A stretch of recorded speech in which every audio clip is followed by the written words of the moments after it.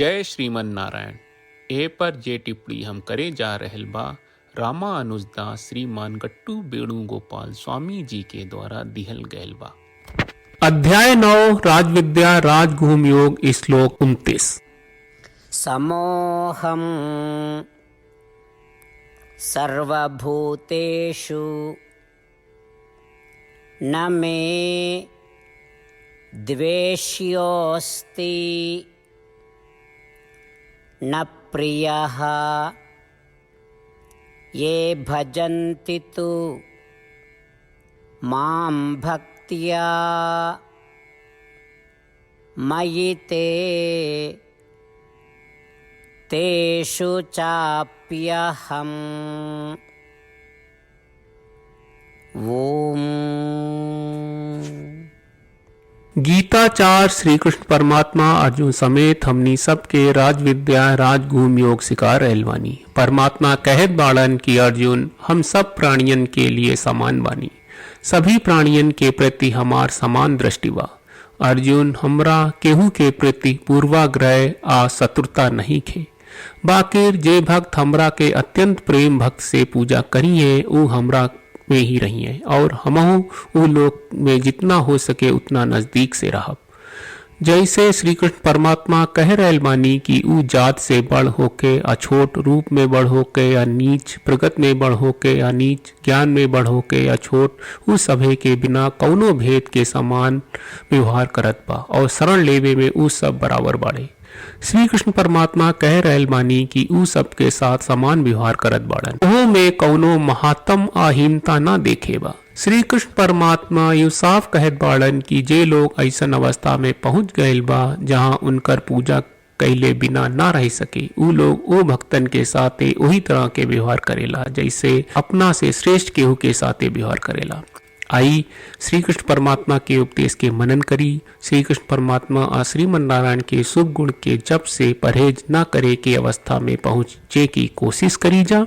श्री कृष्ण परमात्मा और श्रीमन नारायण के दिव्य कथा सुनल से परहेज न होके के अवस्था में पहुंचे की कोशिश करी जा। हमनी के श्री कृष्ण परमात्मा और श्रीमन नारायण के याद से एक पल खातिर भी न बच पावे की स्थिति पर पहुंचे की कोशिश करी जा। वो साधना करत घरी श्री कृष्ण परमात्मा और श्रीमन नारायण के सामने समर्पण करत घरी हमनी के श्री कृष्ण परमात्मा के वचन के श्लोक के रूप में जैसन बा वैसे ही दोहरावे की कोशिश करी जा।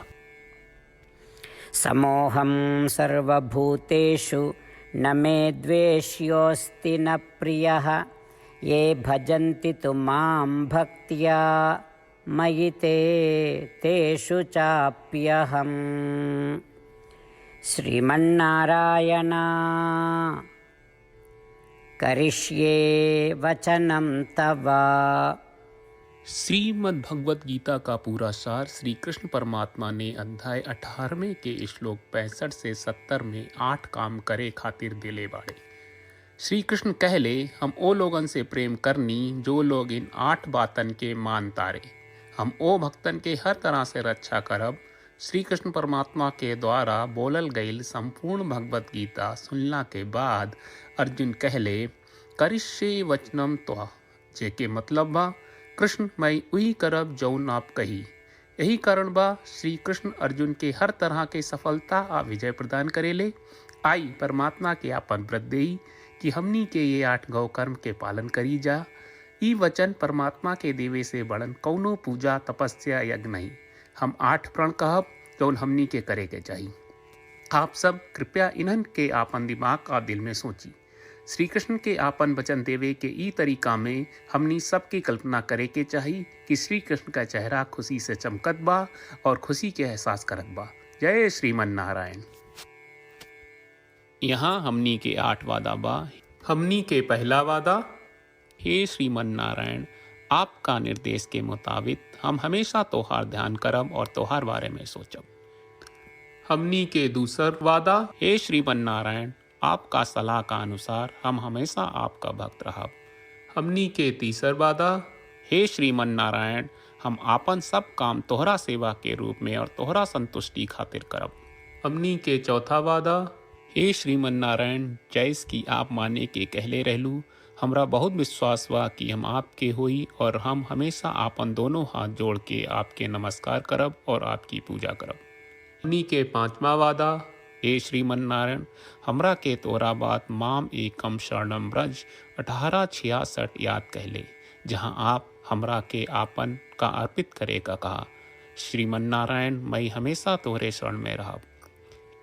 हमनी के छठवां वादा। हे श्रीमन नारायण, हमरा के तोहरा बात माँ सुचहा 1866 याद कहले कि आप हमनी के शोक ना करे का आश्वासन दे रहे बड़े, हम अब और शोक ना करब। हमनी के सातवां वादा। हे श्रीमन नारायण, आपने हमरा खातिर श्रीमद् भगवत गीता के वितरण करके हम सबके कृपा कहले और आशीर्वाद दहले बा। हम वादा करत बानी कि रोजाना कम से कम एक श्लोक पढ़ब या सुनब। हमनी के आठवां वादा। हे श्रीमन नारायण, आप गीता के पूरा मानवता तक ले गयलू। हम गीता में आपके दिव्य वचन के उन भक्तन तक पहुँचावे के प्रयास करब जे गीता से अपरिचित बा। हे श्रीमन नारायण, हम उई करब जौन तू करे का कहब। हम ऐसन व्यवहार करब जैसन आप चाहत बानी और हम खाली आपका खातिर काम करब। श्रीमन नारायण के रोज आपन वचन देहल कि हम ओइस करब जैस आप कहत बानी, ई अपने आप में बड़न पूजा बा। श्रीमन नारायण, करशे वचनम त्वा। श्रीमन नारायण, हम तोरे निर्देश के मुताबिक काम करब। सर्वम श्री कृष्ण अर्पणम अस्तु। जय श्रीमन नारायण। समोहम सर्वभूतेषु न मे द्वेष्योऽस्ति न प्रियः ये भजन्ति तु मां भक्त्या मयि ते तेषु चाप्यहम्। ओम समोहं सर्वभूतेषु न मे द्वेष्योऽस्ति न प्रियः ये भजन्ति तु मां भक्त्या मयि ते तेषु चाप्यहम्। श्रीमन्नारायण, करिष्ये वचनं तव। जय श्रीमन नारायण। सब भक्त लोगों से विशेष अनुरोध बा, जीवन में हर चीज में हमनी के तत्कालिक और प्रभावशाली परिणाम की अपेक्षा रहेला। एकरा खातिर आइए रोजाना 1 मिनट के समय निकालल जाए और नारायण आश्रम पढ़ल जाए। नारायण आश्रम प्राप्त करे खातिर नारायण आश्रम वेबसाइट पर जाई, जो www.narayanashram.org है, और पंजीकरण में आपन नाम और ईमेल दर्ज करी। आपके द्वारा प्रदान कईल गई ईमेल पर आपका एक नारायण आश्रम PDF प्राप्त हुई। PDF में एक रामायण श्लोक, एक गीता श्लोक और एक विष्णु नामम बा। ये तीनों के मिल के नारायण आश्रम कहल जाला। हर व्यक्ति के ये श्लोक के अलग अलग संयोजन मिलेला। जब हर कोई 24,000 भक्तन के साथ रोजाना आपन नारायण आश्रम पढ़त आ सुनत बा, ता हर दिन संपूर्ण रामायण का 1 दौर, श्रीमद् भगवत गीता पारायण के 33 दौर और श्री विष्णु सहस्त्रनाम स्तोत्र पारायण के 24 दौर प्रतिदिन पूरा होएला। ई एक बहुत ही उल्लेखनीय और विलक्षण परिणाम बा, जौन हर एक दिन ऐस करे से निकलेला। ई कारण बा कि आप और आपके परिवार के सदस्य तुरते जाके आपन नारायण आश्रम प्राप्त करी। जय श्रीमन नारायण।